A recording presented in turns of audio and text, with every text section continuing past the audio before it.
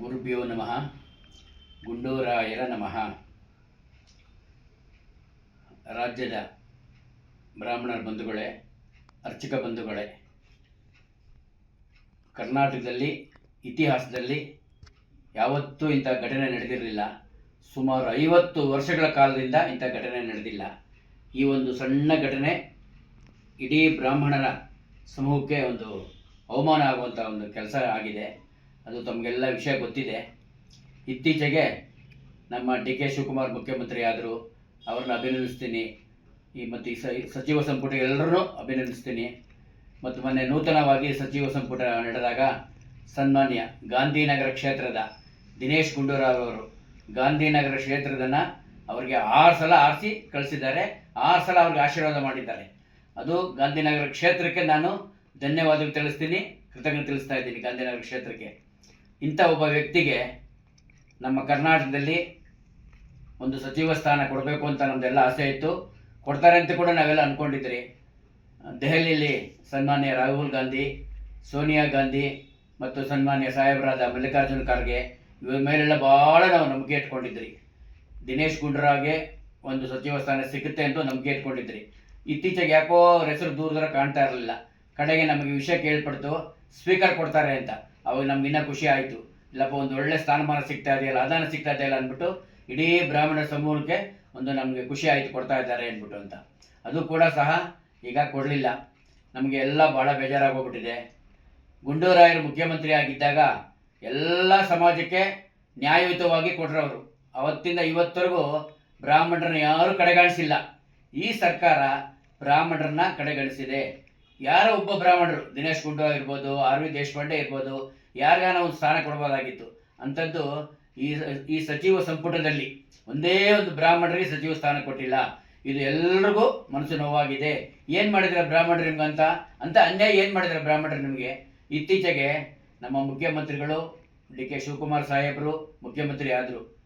ಆದ ತಕ್ಷಣ ಮಳೆ ಬರಲಿಲ್ಲ. ಜನ ನಾನಾ ಥರ ಮಾತಾಡ್ತಾ ಇದ್ರು. ಅವಾಗ ಮನಸ್ಸಿಗೆ ಭಾಳ ನೋವಾಯಿತು. ಈ ಡಿ.ಕೆ. ಶಿವಕುಮಾರ್ ಬಂದ, ಮಳೆ ಬರ್ತಾ ಇಲ್ಲ, ಮಳೆ ಬರ್ದಿರ ಆಗೋಗ್ಬಿಡ್ತು, ಬಡಸ್ತನ ಬಂತು ಅಂತ ಎಲ್ಲ ನಾನಾ ಥರ ಮಾತಾಡ್ತಾ ಇದ್ರು. ನಾವು ಕೇಳಿ ಮನಸ್ಸು ನೋವಾಯಿತು. ನಾವು ಯಾರು ಹೇಳೋಣ? ಈ ಜನಕ್ಕೆ ನಾಲ್ಗೆ ಎಂಕೆ ಇಲ್ಲ, ಬಾಯಿ ಬಂದೇ ಮಾತಾಡ್ತಾರೆ. ಅದು ನಾವು ಆವಾಗ ಇಡೀ ರಾಜ್ಯ ಅರ್ಚಕರಿಗೆ ಮನವಿ ಮಾಡಿಕೊಂಡೆ. ಪ್ರತಿಯೊಬ್ಬ ಅರ್ಚಕರು, ಎಲ್ಲ ಕೋಮಿನ ಅರ್ಚಕರು ದೇವ್ರ ಮುಂದೆ ಬೆಳಗ್ಗೆ ಪ್ರಾರ್ಥನೆ ಮಾಡಿ ಪೂಜೆ ಮಾಡುವಾಗ ವರ್ಣನಗೋಸ್ಕರ ಪೂಜೆ ಮಾಡಿ, ನಮಗೆ ಮೈನು ಬೇಕಾಗಿರೋದು ರಾಜ್ಯದಲ್ಲಿ ರೈತರು ಚೆನ್ನಾಗಿರ್ಬೇಕು, ರಾಜ್ಯ ಚೆನ್ನಾಗಿರ್ಬೇಕು, ರಾಷ್ಟ್ರ ಚೆನ್ನಾಗಿರ್ಬೇಕು, ಎಲ್ಲದಕ್ಕೂ ವರ್ಣ ಇಂಪಾರ್ಟೆಂಟ್ ಅಂತ ಹೇಳಿದ್ದಕ್ಕೆ ನನ್ನ ಅರ್ಚಕರೆಲ್ಲ ಪೂಜೆ ಮಾಡ್ತಾ ಇದ್ರು. ಮಳೆ ಬಂತು, ನಾವು ಸುಳ್ಳು ಹೇಳ್ಬಾರ್ದು, ಮಳೆ ಬಂತು. ಡಿ.ಕೆ. ಶಿವಕುಮಾರ್ಗೆ ಒಂದು ಒಳ್ಳೆ ಸ್ಥಾನ ಸಿಕ್ತು. ಈಗೆಲ್ಲ ಅಂತ ಇದ್ದಾರೆ ಮಳೆ ಬಂತಪ್ಪ, ಕಾವೇರಿ ಗಲಾಟೆ ತಣ್ಣಗಾಯ್ತು ಅಂತೆಲ್ಲ ಅಂತ ಇದ್ದಾರೆ. ಅದು ಎರಡನೇ ಪ್ರಶ್ನೆ. ಇದೀಗ ನಾವು ಇತ್ತೀಚೆಗೆ ನಮ್ಮನ್ನು ಕೇಳ್ಕೊತಾ ಇರೋದು ಏನು ಅಂತಂದರೆ, 6 ಸಲ ಆರಿಸಿ ಗೆದ್ದು ಕಳಿಸಿರುವಂಥ ಒಂದು ಸ್ಥಾನಕ್ಕೆ, ಒಂದು ಕ್ಷೇತ್ರಕ್ಕೆ, ಆ ಕ್ಷೇತ್ರದ ಎಲ್ಲ ಮತದಾರರು ನೋವು ತಿಂತಾ ಇದ್ದಾರೆ. ಇವತ್ತು ದಿವಸ ನಾನು ನೋಡ್ತಾ ಇದ್ದೀನಿ, ತುಂಬ ನೋವು ತಿಂತಾ ಇದ್ದಾರೆ.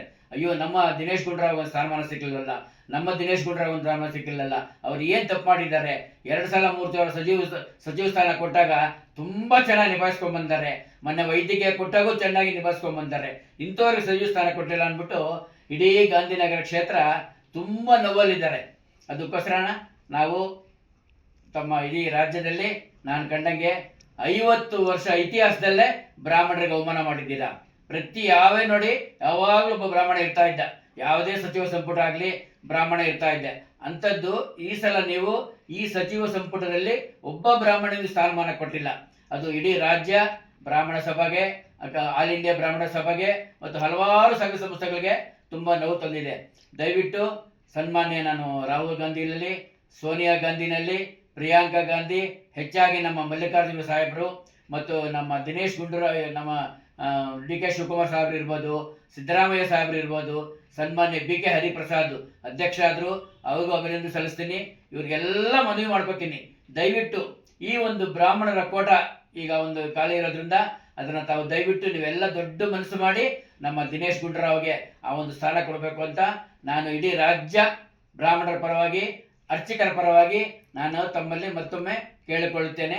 ರಾಜ್ಯದ ಅರ್ಚಕರೇ ಮತ್ತು ಬ್ರಾಹ್ಮಣರೇ, ಗುರುವಾರ ಬೆಳಗ್ಗೆ 10:30 ಗಂಟೆಗೆ ಎಲ್ಲ ಬ್ರಾಹ್ಮಣರು ಎಲ್ಲ ಅರ್ಚಕರು, ಪ್ರತಿಯೊಬ್ಬ ಕೋಮಿನ ಬ್ರಾಹ್ಮಣರು, ಅರ್ಚಕರು ಎಲ್ಲ ಫ್ರೀಡಂ ಪಾರ್ಕಲ್ಲಿ ಸೇರಬೇಕು.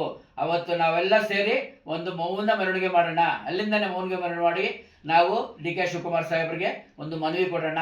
ಈ ಒಂದು ಗಾಂಧಿನಗರ ಕ್ಷೇತ್ರಕ್ಕೆ ನೀವು ಒಂದು ಸ್ಥಾನಮಾನ ಕೊಟ್ಟಿಲ್ಲ, ಅದಕ್ಕೊಂದು ದಯವಿಟ್ಟು ಒಂದು ಸ್ಥಾನಮಾನ ಕೊಡಬೇಕು ಅಂತ ನಮ್ಮ ಡಿ.ಕೆ. ಶಿವಕುಮಾರ್ ಸಾಹೇಬರಿಗೆ ಒಂದು ಮನವಿಯನ್ನು ಅಖಿಲ ಕರ್ನಾಟಕ ಬ್ರಾಹ್ಮಣ ಮಹಾಸಭೆಯಿಂದ ನಾವು ಸಲ್ಲಿಸೋಣ ಅಂತ ತಮ್ಮಲ್ಲಿ ನಾನು ಪ್ರಾರ್ಥನೆ ಮಾಡ್ಕೋತೀನಿ, ಕೈ ಮುಗಿದು ಕೇಳ್ಕೊತೀನಿ. ಎಷ್ಟೇ ಕೆಲಸ ಕಾರ್ಯ ಇದ್ರೂ ಕೂಡ ನೀವು ಬ್ರಾಹ್ಮಣ ಸಮುದಾಯರು, ರಾಜ್ಯದ ಅರ್ಚಕರು ಇರ್ಬೋದು, ಪಾಂಚರಾತ್ರ ಆಗುವ ಮಂಡಳಿ ಇರ್ಬೋದು, ವೈಖಾನ್ಸ್ ಆಗುವ ಮಂಡಳಿ ಇರ್ಬೋದು, ವೈಖಾನ್ಸ್ ಆಗುವ ಮಂಡಳಿ ಕೂಡ ಇರ್ಬೋದು, 2-3 ಮಂಡಳಿ ಇರ್ಬೋದು, ಹಲವಾರು ಸಣ್ಣ ಪಣ್ಣ ಬ್ರಾಹ್ಮಣರ ಮಂಡಳಿ ಇದೆ. ಎಲ್ಲರೂ ಸೇರಿ ಒಂದೇ ಸಂಘಟನೆಯಿಂದ ನಾವು ಫ್ರೀಡಂ ಪಾರ್ಕಲ್ಲಿ ಅವತ್ತು ಒಂದು ಧರಣಿ ಕೂತ್ಕೋಬೇಕು. ಗುರುವಾರ 6ನೇ ತಾರೀಕು ಎಲ್ಲರೂ 10:30 ಗಂಟೆಗೆ ಅಲ್ಲಿ ದಯಮಾಡಬೇಕು ಅಂತ ತಮ್ಮಲ್ಲಿ ಮತ್ತೊಮ್ಮೆ ಕಳಕಳಿಯಿಂದ ಪ್ರಾರ್ಥಿಸಿಕೊಳ್ಳುತ್ತೇನೆ. ಇಂತಿ KSN ದೀಕ್ಷಿತು.